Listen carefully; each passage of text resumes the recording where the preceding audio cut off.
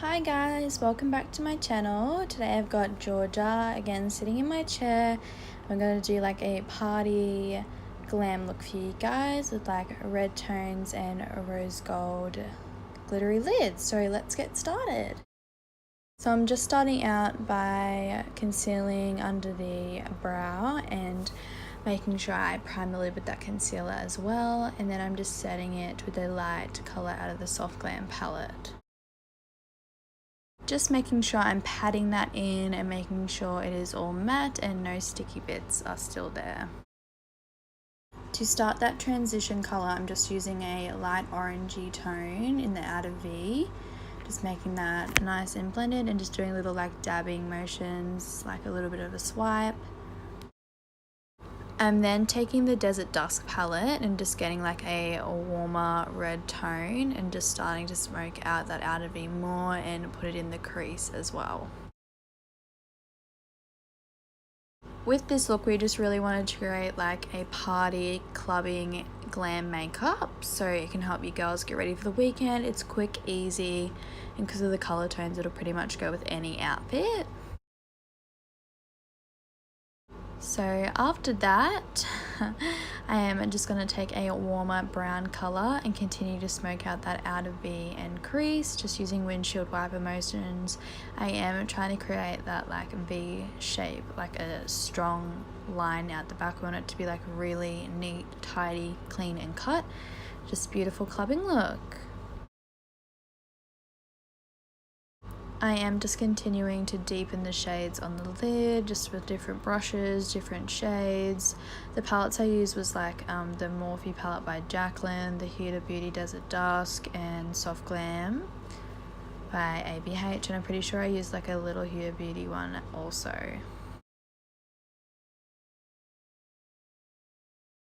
If you guys could let me know like what looks you want to see, that would be great. Just comment or message me. I really need some ideas. Then with a bigger blender brush, I'm just going to continue to smoke that out, making sure all the lines are seamless, and we want all the colours to be fading really nice and evenly. I then just went back in with one of the deeper shades just to smoke it up a bit more. As we blend, more shades tend to fade away, so we want to make sure they're opaque and as dark as we want them to be. Just smoking out that outer V and lash line. We are going to clean it up in a minute, so don't worry about any fallout or any messiness. I'm then just taking this Stila Magnificent Metals little liquid eyeshadow in the shade Kitten, and I'm just putting that on George's lid, like the inner lid, kind of creating like a soft cut crease, but I didn't carve it out, so it's kind of just like a soft, sultry, you know the drill, stunning. I think rose gold is a really feminine yet wearable color. It's not as bold and like as bright as a silver, and it's not as glam as a gold, so I think it's just like a perfect tone. It suits a lot of skin tones and a lot of different looks as well. Of course, we want that to be blended as well, so I'm taking a small blender brush and just making that out again with a darker red tone. We wanted this look to be quite dark. She was wearing like a burgundy and white outfit, so we just wanted to make sure the burgundy kind of matched, and yeah, just taking little windshield wiper motions and making sure that's blended out seamlessly.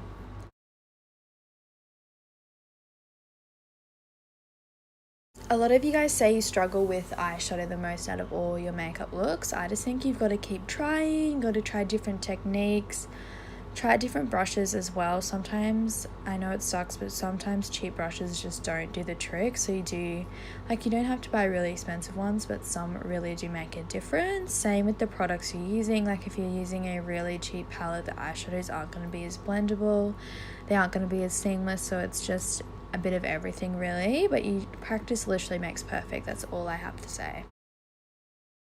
I'm then just taking a really moisturizing primer. We really want George's skin to be nice and moisturized and sticky for the foundation, because you are going clubbing in this makeup look. You want it to last till the early morning, so that's what we're doing.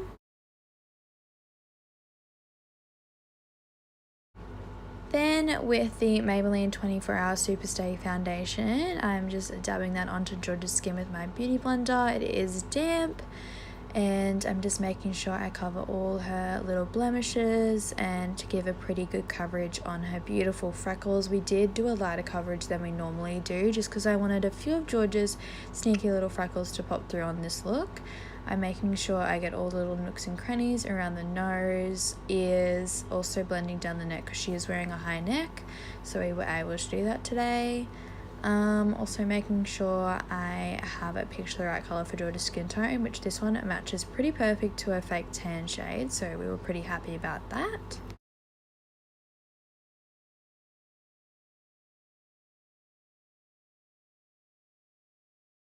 If you guys haven't tried this foundation, it's honestly amazing. I have like every shade in it now. It's the only one I use in my kit. It goes from light to dark, so that's really amazing.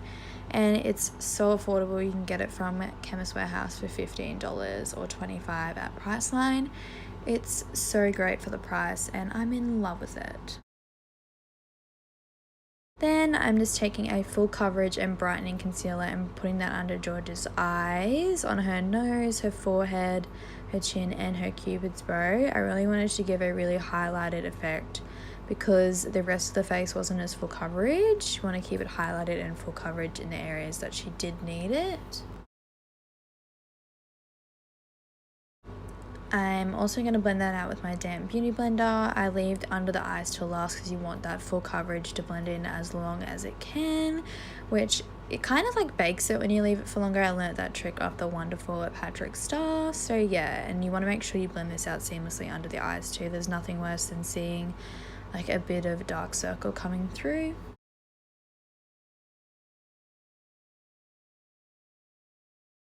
I'm then just taking a loose powder and setting that under George's eyes with the beauty blender as well. I find this is really good for under the eyes because it really can blend it in and sets it really well, so I'm loving that at the moment. Then using a translucent powder, I'm just setting her face. We wanted to use a lot of this because Georgia does tend to get quite oily, especially on a night out. So you want to make sure that face is set and it will stick on to you all night long. Using the Tarte Park Ave Prince contour, I am going to just start contouring George's cheekbones with this angled brush, doing the cheekbones around the forehead, the nose, under the lip I think I did, and the chin. I really think contouring and bronzing really just changes up a person's whole face. It just makes you look so much like you've been kissed by the sun. It's just amazing. It really makes such a difference. I'm using my favorite bronzer, MAC Give Me Sun, to do some more bronzing. It's more of like an orangey tone, so it's perfect for a night out, perfect in photography, just beautiful. I'm also taking a blush as well.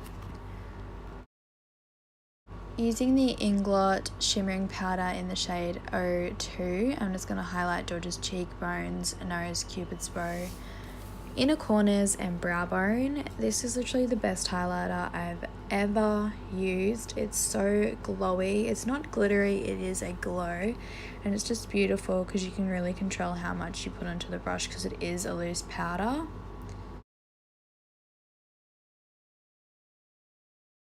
This highlighter also looks amazing in photography because it is like a glow, so it just shines up so well. It also looks beautiful in sunlight, so for the races, for a wedding, it's just gorgeous. For George's under eye, I did just take the Morphe palette once again and I started blending under the eye with a smaller brush. You want to make sure that's right on the lash line, making sure it's really nice and smoked out.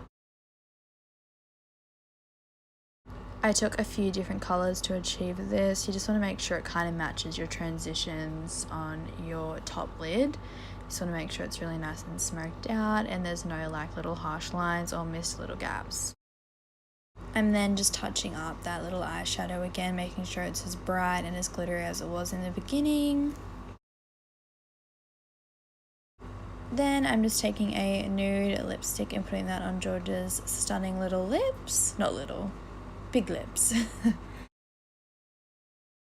This lipstick was pretty perfect because it's not matte, it's quite glossy, and that is what Georgia likes. It's also really good for a night out because it won't crust off, it'll just fade away like a normal lipstick, and you can reapply it during the night. I find normal lipsticks are quite good for clubbing because they don't flake off like some liquid lipsticks do. And yeah guys, that's the finished look. I hope you guys love it, and I hope you guys wear it on your next night out. Bye guys, thank you for watching.